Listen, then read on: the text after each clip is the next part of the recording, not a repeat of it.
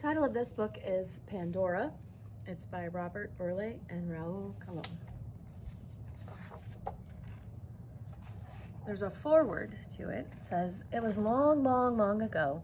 It was a time very different from our time. Before humans arrived, the gods, the titans, and other immortals made Earth their home. Zeus, king of all the gods, charged two titans, Prometheus and his brother Epimetheus, with the task of creating animals and the first men. The two brothers went to the riverbank and formed the mortal creatures out of clay.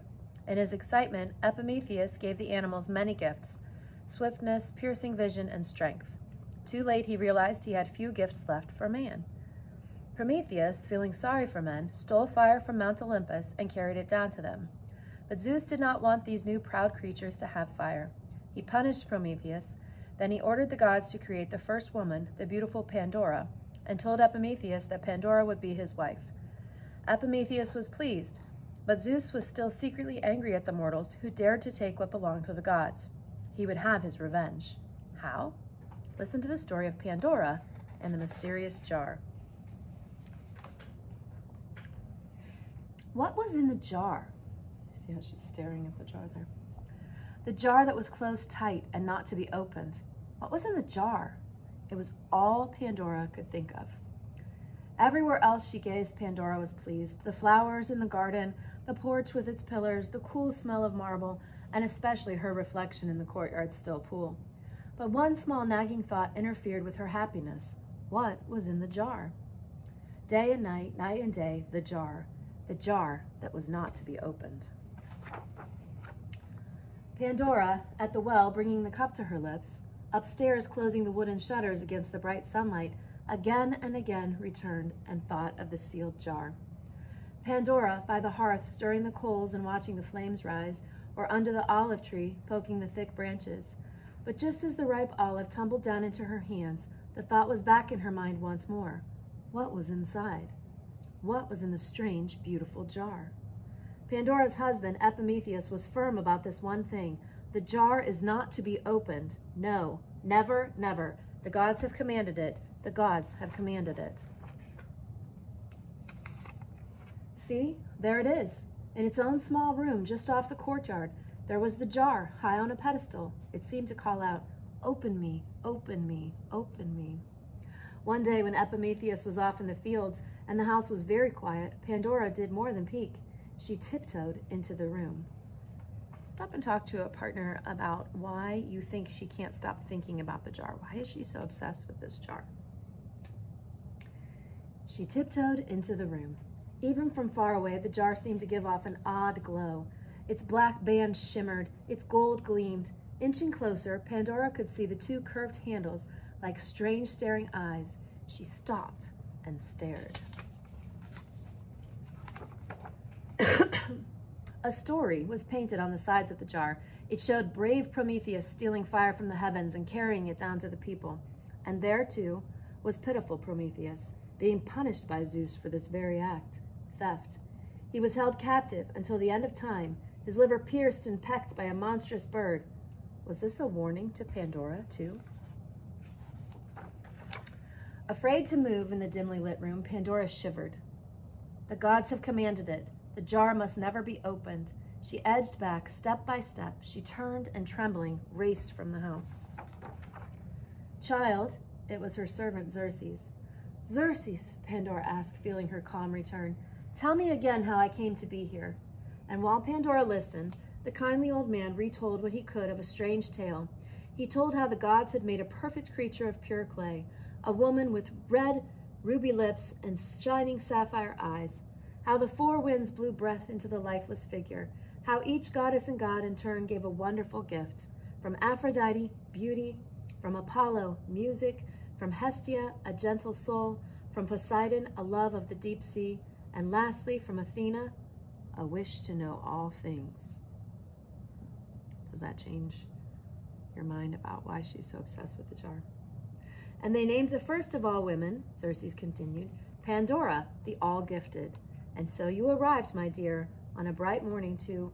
But the jar, Xerxes, the jar. The old man's gaze darkened. There they are talking. The jar. Xerxes paused before continuing. It was here when you came, and no one knows who brought it. That is all I am sure of. He paused again, then whispered, Beware the jar, young mistress. Please beware. He shook his head and said no more. Days passed, weeks passed, but Pandora's curiosity about the jar did not lessen. Oh no, not at all. Instead, it grew like clinging vines, tighter and tighter around her waking thoughts. She tried to forget. She tried to think of other simpler things. She tried to occupy her time. She stood by the stone wall and sang ancient songs. She knelt in the courtyard and with a small brush painted old stories on the white tiles. But like a map where all the roads lead to one city, in Pandora's mind, all the songs and old stories seemed somehow to lead back to the mysterious sealed jar.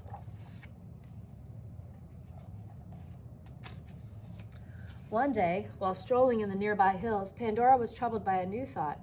Would the goddess Athena give her, Pandora, the power to think and wonder and order her not to use it? No, it was not possible.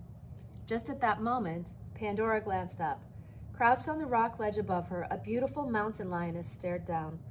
That woman and the animal gazed at each other in silence. Then the lioness slowly turned and with a long, graceful leap disappeared. What did it mean? Pandora could not say, but on the way home, she suddenly felt more courageous than ever before. What do you think a lion might symbolize in literature and in this particular passage? Turn to talk about that. The next morning, all alone in the house, Pandora paced nervously back and forth.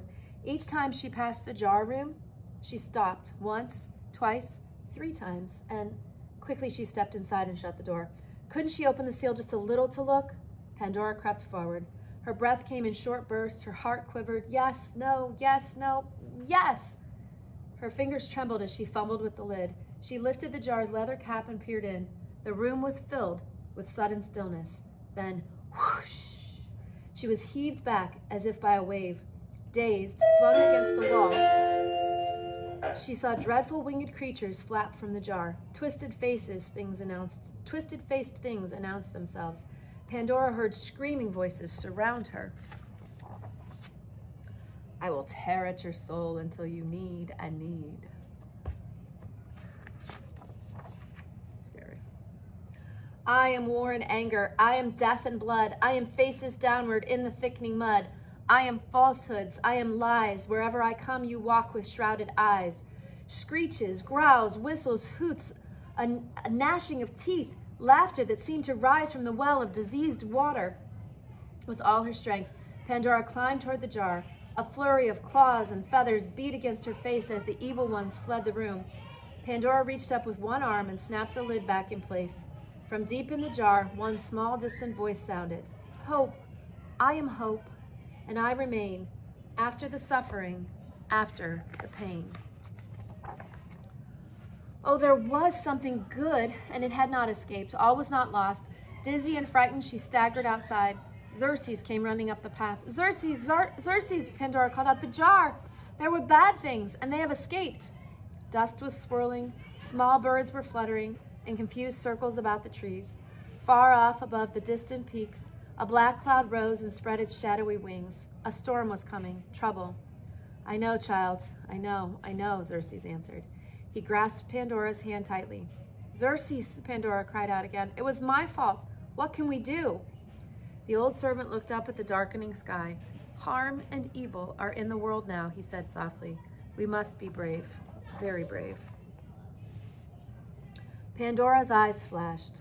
Yes, she would be brave. She would use the gifts and powers that the gods had given her. She and her people would find a way. Suddenly, Pandora felt her fear lessen. She felt a lightness lift her spirit like a glistening bubble. What is it, she wondered. Then she understood. Hope remained in the jar.